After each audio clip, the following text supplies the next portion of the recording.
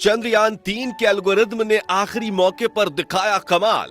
इसरो की automatic landing तकनीक थी इतनी बेमिसाल, जिसे देखकर दुनिया भर में गूंजा हमारे देश भारत का नाम। विक्रम लैंडर के सामने फेल हुए नासा, रूस और चीन के महंगे अंतरिक्ष यान। दोस्तों, 20 अगस्त के दिन रूस के लूना 25 के क्रैश के बाद पूरी दुनिया की नजर सिर्फ इसरो के चंद्रयान पर ही टिकी हुई थी और हर तरफ विक्रम लैंडर की लैंडिंग को लेकर कौतूहल का माहौल बना हुआ था।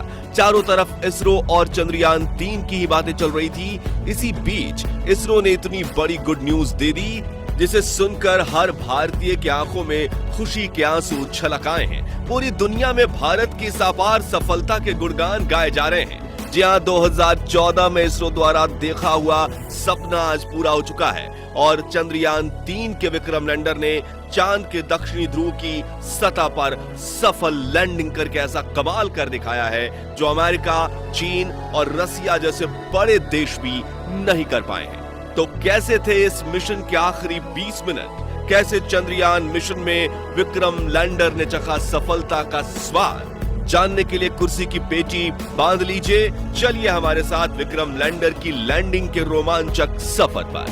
दोस्तों, 23 अगस्त के दिन पूरे भारत में टेंशन का माहौल छाया हुआ था और जैसे जैसे शाम करीब आ रही थी, हम सभी की धड़कनें तेज होती जा रही थी, क्योंकि इसी शाम चंद्रयान-3 की लैंडिंग होने वाली थी। इसरो के वैज्ञानिकों की कठिन परीक्षा होने वाली थी और यही शाम भारत की किस्मत लिखने वाली थी। इसलिए शाम के 5:20 पर जब इसरो ने चंद्रयान-3 की लैंडिंग का लाइव टेलीकास्ट शुरू किया, तो 140 करोड़ भारतीय अपने मोबाइल और टीवी स्क्रीन के सामने नजरें गड़ाए बैठ गए और प्रधानमंत्री नरेंद्र मोदी भी साउथ अफ्रीका से इसरो के साथ लाइव जुड़ गए थे और सभी उस पल का इंतजार कर रहे थे जब विक्रम लैंडर की लैंडिंग शुरू होने वाली थी।